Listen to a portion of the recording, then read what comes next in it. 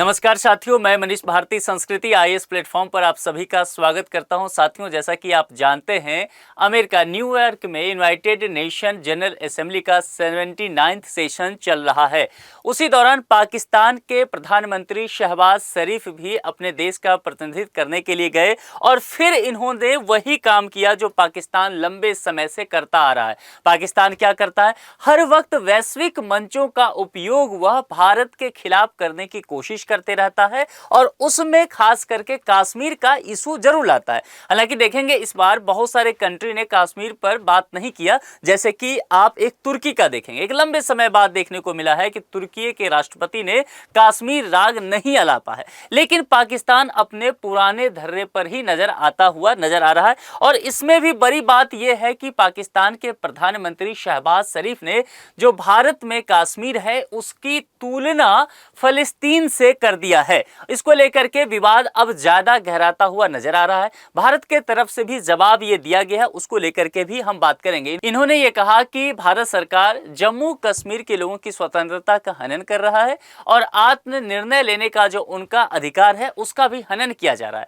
साथ ही अनुच्छेद 370 को निरस्त करने का भी जिक्र किया गया और कहा गया कि इसे फिर से बहाल कर देना चाहिए। देखिए, भारत को स्थायी शांति सुनिश्चित करने के लिए एक तरफा और अवैध उपायों को वापस लेना चाहिए। यानी कि पाकिस्तान यह कहना चाह रहा है कि जम्मू कश्मीर में भारत कुछ भी करे तो उसमें पाकिस्तान को भी शामिल करे। भारत पर संयुक्त राष्ट्र सुरक्षा परिषद के प्रस्तावों को लागू करने की अपनी प्रतिबद्धताओं से मुकरने का आरोप भी लगाया गया। साथ ही यह भी कहा गया कि इस्लामोफोबिया की सबसे भयावह अभिव्यक्ति भारत में हिंदू वर्चस्ववादी एजेंडा को लेकर के भी बताया गया है। ठीक है, तो कुछ बातें यहां पर जो है वह पाकिस्तान के प्रधानमंत्री के द्वारा यहां पर देखेंगे किस तरह से क्या कहा है। Massive expansion of its military capacities, यह भी कहा गया कि भारत सरकार के तरफ से लगातार यह कोशिश किया जा रहा है कि जो पाक ऑक्युपाइड कश्मीर है, पीओके वाला हिस्सा है, वहां पर मिलिट्री ऑपरेशन किया जा रहा है। भारतीय सैनिक घुसपैठ कर रहे हैं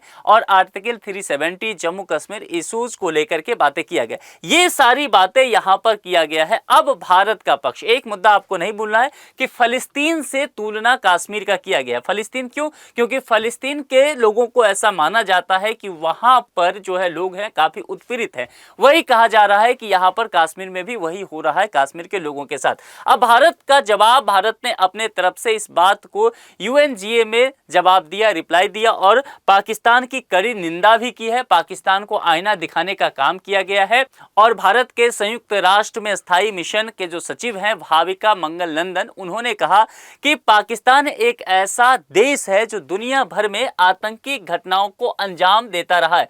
खास करके आतंकवादी ओसामा बिन लादेन को चर्चा में लाया गया और कहा गया कि किस तरह से पाकिस्तान ने ही बिन लादेन को पनाह दिया था जिसे अमेरिका ने खत्म किया था अलकायदा का चर्चा करते हुए। और यह भी कहा कि किस तरह से उसने 1971 में नरसंहार किया और यह भी कि अल्पसंख्यकों पर लगातार अत्याचार हो रहा है पाकिस्तान में, खास करके हिंदुओं को लेकर के, ईसाई को लेकर के इस निंदा वाला जो मामला पाकिस्तान में लगातार उठता रहता है। भारत ने इसको चर्चा में लाया। भारत ने बलूचिस्तान के तरफ भी इसी स्टेटमेंट के जरिए बलूचिस्तान के तरफ भी नजर दिलवा दिया।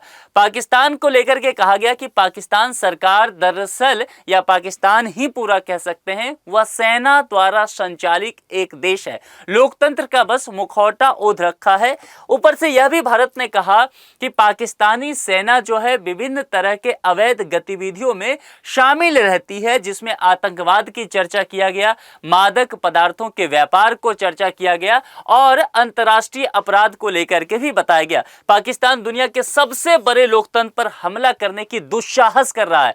तो यहां पर देखिए, भारत ने कड़े शब्दों में चेतावनी भी दिया है कि भारत दुनिया का सबसे बड़ा लोकतंत्र है, तो पाकिस्तान उस पर हमला करने का दुस्साहस ना करे, क्योंकि पीछे आप जानते हैं सर्जिकल स्ट्राइक और एयर स्ट्राइक भारत के द्वारा किया जा चुका है। देखिए, यह भी कहा गया कि पाकिस्तान लंबे समय से जो उसके पड़ोसी देश हैं, सीमा पार से आतंकवाद की घटनाएं करता है, घुसपैठ करने की कोशिश करता है। वर्ष 2001 में भारतीय संसद पर किस तरीके से हमला किया गया, पाकिस्तान स्थित आतंकवादी समूहों द्वारा किए गए 26/11 मुंबई आतंकी का भी जिक्र यहां पर किया गया। अब ये जो चर्चा में यहां पर ये जो तस्वीर आपको जम्मू कश्मीर का दिख रहा है, जरा इस पर बात करते हैं। यह जम्मू कश्मीर का पुराना मैप है। देखिए इस पर कई लोकेशन आपको दिखेगा, सही से इस चीज को समझ लीजिए। यह वाला जो एरिया है गिलगित बाल्टिस्तान और यह वाला पीओके, ये पूरा को हम पीओके ही मानते हैं। ये वाला भारत इस पर शासन नहीं किया है, यह हिस्सा भारत का ही है। चूंकि महाराजा हरि सिंह ने जो एग्रीमेंट किया था वो भारत सरकार के साथ किया, तो यह हिस्सा भारत का हो गया।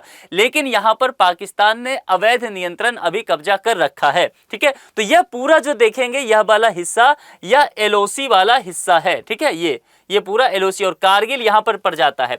यह जो देखेंगे यह वाला जो हिस्सा आपको नजर आ रहा है वह सियाचिन ग्लेशियर है, जहां आप जानते हैं कि ठंड काफी अधिक रहता है। यह वाला जो हिस्सा है वह सक्शम वैली है, जो कि 1963 में पाकिस्तान ने चीन को एक तरह से कहेंगे गिफ्ट में दे दिया था। यह वाला हिस्सा जो दिख रहा है कश्मीर का, यह अक्साई चीन है। यह भारत के पास ही होना चाहिए था, लेकिन 1962 के युद्ध के बाद भारत और चीन के बीच जो युद्ध हुआ था उसमें यह हिस्सा चाइना के पास चला गया। ठीक है, तो ये लाइन जो आपको दिख रहा है इसी को फिर कहा गया LAC।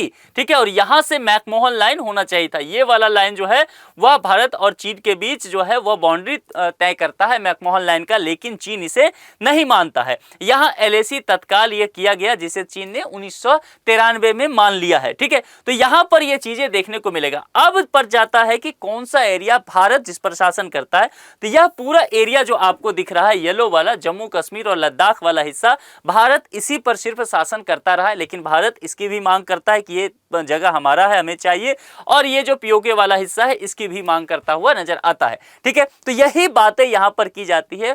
पाकिस्तान के तरफ से जब भी कहा जाता है कि जम्मू कश्मीर पर बात करो, तो भारत कहता है कि terror and talk go together, आप आतंकवादी घटनाक्रम करते रहेंगे तो बातचीत नहीं हो सकता है। और भारत यह कहता है कि इस जम्मू कश्मीर वाले हिस्से पर तो बात किया ही नहीं जाएगा, बात करना है तो ये पीओके वाला हिस्सा वह अब हमें वापस चाहिए। देखिए फिर क्या होता है कि एक ऐतिहासिक दिन, जिस दिन भारतीय पार्लियामेंट ने एक बेहद ऐतिहासिक फैसला लिया 5 अगस्त 2019 को, और 5 अगस्त 2019 को क्या होता है, जम्मू कश्मीर को 2 भागों में विभक्त कर दिया गया। इसके साथ ही आर्टिकल 370 और यहां पर आर्टिकल 35A को निरस्त कर दिया गया। इसके तहत जो स्पेशल स्टेटस का दर्जा जम्मू कश्मीर को दिया गया था वह भी पूरी तरह से यहां पर भारत सरकार के द्वारा खत्म कर दिया गया। तो अब जो आपको यह हिस्सा दिख रहा है इसमें ये वाला यही जम्मू कश्मीर हो गया, और ये वाला पूरा हिस्सा जो है वह लेह लद्दाख का है। देखिए अगर पुराने मैप में देखेंगे तो लगभग ये वाला हिस्सा जो इस तरह से ऐसा आता हुआ नजर आएगा, ये गिलगित बाल्टिस्तान और पीओके वाला हिस्सा है। देखिए ये वाला एरिया पूरा, ठीक है। लेकिन अब अगर देखेंगे तो कुछ इस तरह से जम्मू कश्मीर इधर हो गया, और ये भी ये जो गिलगित बाल्टिस्तान का ऊपरी हिस्सा है अब ये लेह लद्दाख का हिस्सा बन चुका है। ठीक है, तो ये एक बड़ा स्टेट हो गया लेह लद्दाख, और ये वाला हिस्सा जो है वह जम्मू कश्मीर का रह गया। मामला समझ में आ गया। तो यहां पर अक्साई चीन भी है और ये सारा कारगिल यहां पर आप देख रहे हैं। तो कुल मिलाकर के भारत सरकार ने 5 अगस्त 2019 को दोनों राज्यों को 2 अलग अलग भागों में बांट दिया। इसके साथ ही दोनों को यूटी बना दिया गया। जम्मू कश्मीर भी यूटी हुआ, यूनियन टेरिटरी, और लद्दाख भी यूनियन टेरिटरी के रूप में घोषित किया गया। कश्मीर के साथ एक अच्छी बात किया गया जम्मू कश्मीर के साथ कि यहां पर असेंबली होगा, यानी कि यहां पर विधानसभा चुनाव होगा, और चुने हुए जनप्रतिनिधि के रूप में मुख्यमंत्री अपने कैबिनेट मंत्रिमंडल के साथ सत्ता चला पाएंगे। लेकिन केंद्र के प्रतिनिधि के तौर पर जम्मू कश्मीर में LG होंगे, लेफ्टिनेंट गवर्नर, और उनको उतना ही ताकत दिया गया है। फिलहाल यहां पर मनोज सिन्हा LG हैं, उतना ही ताकत दिया गया है जितना दिल्ली के LG को दिया गया है। और जम्मू कश्मीर की स्थिति इस तरह का हो गया जैसे कि दिल्ली और पुडुचेरी का हो गया, यानी कि यहाँ यूटी तो है लेकिन विधानसभा होगा। ठीक है, और इस जगह पर विधानसभा नहीं दिया गया है लद्दाख में, यहाँ पर केंद्र के प्रशासक के द्वारा यहाँ पर कामकाज किए जाएंगे। तो ये पूरा मसला जम्मू कश्मीर का है। तो यही पाकिस्तान के प्रधानमंत्री शहबाज शरीफ कहते हुए नजर आए कि ये जो मुद्दा किया गया 370 आपने खत्म किया, 370 जम्मू कश्मीर को स्पेशल स्टेटस देता था, दोहरी नागरिकता की व्यवस्था करता था, अपना संविधान था, अपना विधान था, अपना झंडा था, उस सब को यहाँ पर खत्म कर दिया गया। और भारत, हम लगातार पहले कहते होंगे ना, जम्मू कश्मीर भारत का एक अभिन्न अंग है, तो ये जो अलग से कहना पड़ता था ना अभिन्न अंग है, उसकी आवश्यकता ही खत्म कर दिया गया और यह पूरी तरह से भारत में इस सोच के साथ शामिल कर लिया गया। ठीक है, अब बात सिर्फ पीओके वाली रह गई। अब यहां पर संयुक्त राष्ट्र के विषय में समझ लेते हैं। संयुक्त राष्ट्र की स्थापना को लेकर के देखेंगे